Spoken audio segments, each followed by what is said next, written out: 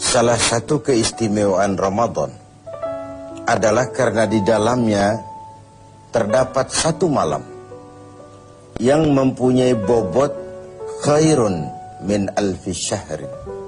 Satu malam tetapi lebih baik daripada 1000 bulan.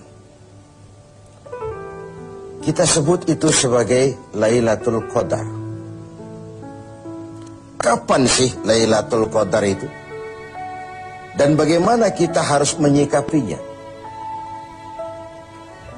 Sepakat sebagian besar para ulama berdasarkan riwayat dari hadis bahwa Lailatul Qadar itu jatuh pada malam-malam ganjil, salah satu dari malam-malam ganjil di 10 yang akhir dari bulan Ramadan. Bisa dia tanggal 21, 23, 25, 27, 29 di malam-malam ganjil dari 10 yang akhir. Inilah rahasia kenapa baginda Rasul kalau sudah masuk 10 yang akhir dari Ramadan, hamparkan, sing-singkan lengan baju, hamparkan sajadah, dan lebih banyak di masjid ketimbang di rumah. Ini bedanya baginda Rasul dengan kita. Kita sudah memasuki 10 yang akhir, gulung sajadah. Tengok 10 yang akhir, barisan tarawih di masjid mulai mengalami kemajuan. Orangnya makin susut. Sudah berpikir mudik, sudah berpikir beli pakaian baru, sepatu baru, baju buat anak, oleh-oleh buat orang tua, sehingga konsentrasi ibadah buyar. 10 yang akhir Rasulullah sing-singkan lengan baju, hamparkan sajadah, lebih banyak di masjid ketimbang di rumah. Nah, mereka tentu yang ingin mendapatkan Lailatul Qadar, menemukan Lailatul Qadar, harus sudah berniat dan berjaga-jaga sejak awal Ramadan. Jadi tidak bisa pakai ilmu untung-untungan. 20 Ramadan tidak tarawih, 21 berangkat ke masjid, 22 libur lagi, 23 masuk. Kenapa? Oh, ini malam ganjil. Tidak seperti itu moralitasnya. Dia berjaga-jaga sejak awal Ramadan untuk mendapatkan Lailatul Qadar ini. Bagaimana kita harus menyikapi Lailatul Qadar ini? Tentu kita harus melihatnya dari sisi betapa rahman dan rahimnya Allah itu.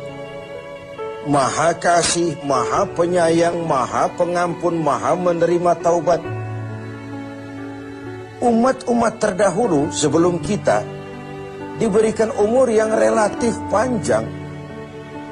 Nabi Adam 2000 tahun, Nabi Nuh 950 tahun.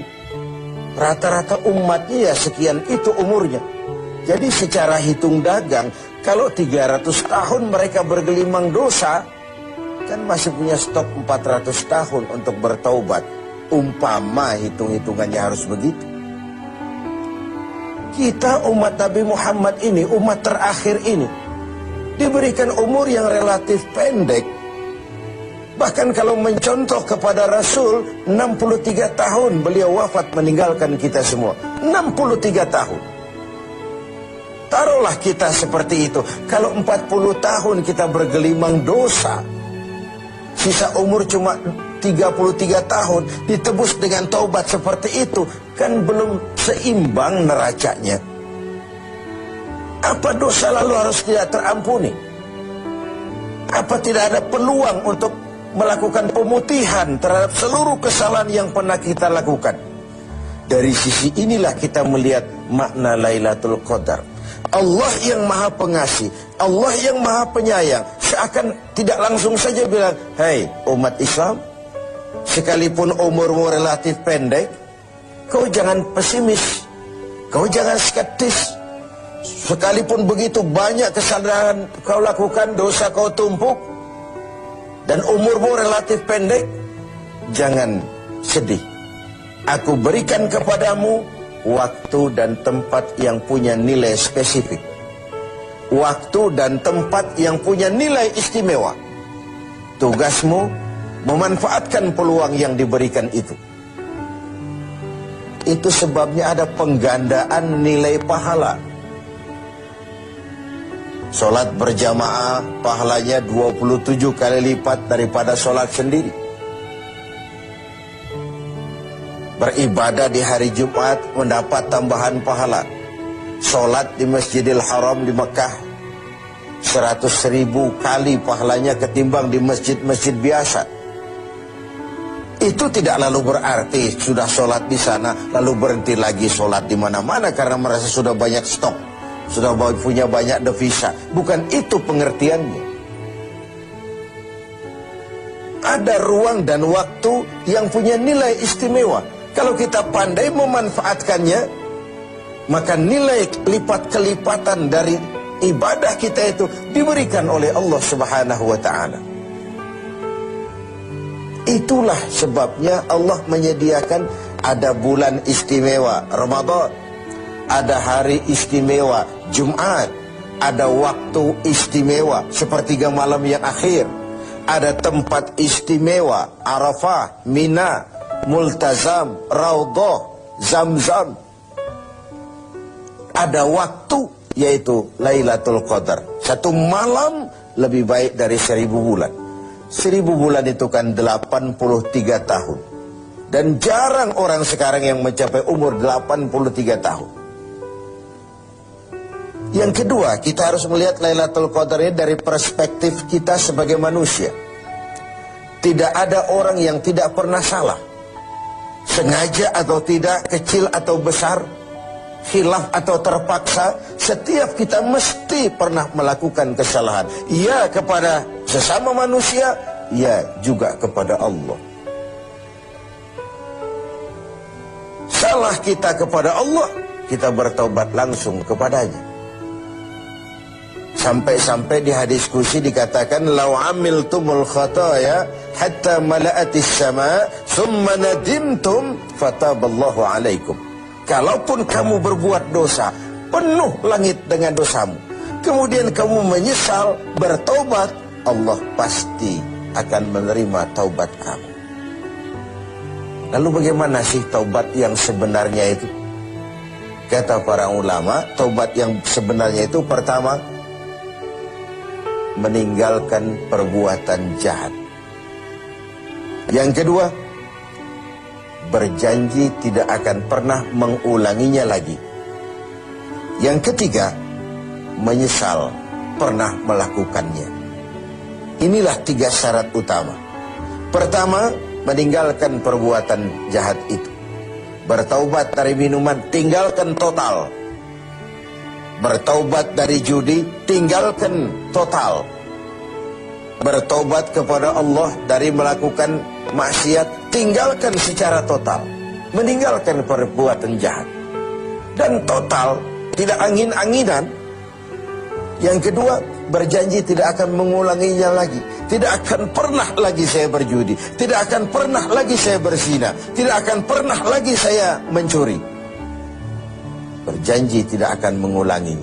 Dan yang ketiga, menyesal telah pernah melakukan itu.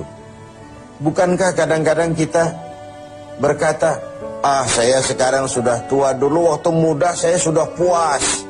Bukan menyesal, puas. Sekarang saya sudah tua, dulu waktu muda sudah puaslah saya. Sudah pokoknya sudah puas. Bukan puas yang diminta. Menyesal, kenapa dahulu begitu? Kenapa telah melakukan itu? Inilah makna taubat yang sebenarnya. Pemirsa TV7 yang berbahagia, orang yang beribadah Ramadan dengan baik, melaksanakan taubat dengan benar, diterima taubatnya, pantas dia keluar dari Ramadan, masuk 1 Syawal, pantas jika ia masuk dalam golongan minal aidin wal faizin, masuk dalam golongan orang yang kembali kemana? Kembali kepada fitrah, suci, bersih, seperti bayi baru dilahirkan oleh ibunya, tidak punya dosa kepada Allah, lantaran sudah dilebur oleh ibadah dan taubatnya di bulan Ramadan. Wal faizin, dan termasuk ke dalam golongan orang-orang yang beruntung. Tidak dalam artian yang materialistis, tapi dalam artian memperoleh keberkahan dalam hidup dan keberuntungan di dunia, lebih-lebih di akhirat nanti. Inilah Ramadan, di mana kita selalu mencari nilai tambah dari setiap amal yang kita lakukan. Karena umur yang diberikan relatif pendek, dosa yang kita kerjakan relatif banyak. Kalau neracanya tidak diimbangi dengan upaya mencari nilai tambah tadi, boleh jadi tidak akan ada keseimbangan dalam neraca hitung-hitungan kita di hadapan Allah Subhanahu wa Ta'ala. Padahal seimbang saja sudah rugi. Kita ingin masuk dalam fa'amman thaqulat mawazinuhu, orang yang berat timbangan kebaikannya, bukan yang berat timbangan kejahatannya. Adanya nilai keseimbangan ini akan membawa kita kepada keberuntungan di padang mahsyar kelak, di pengadilan Qadhi Rabbul Jalil. Oleh karena itu, dalam setiap langkah di Ramadan, mengisi Ramadan ini, kita tetap berupaya mencari nilai tambah dari suatu amal. Dan amalan itu, bagaimanapun baiknya sudah kita kerjakan, tetap mengacu kepada fa'idha faraghta fansab. Kalau sudah selesai kau kerjakan satu perbuatan, sing-singkan lengan bajumu, bersiaplah untuk tugas berikutnya. Tidak ada puas, tidak ada prestasi puncak. Bagaimanapun baiknya sudah yang kita lakukan, dia hanya awal menuju ke arahnya.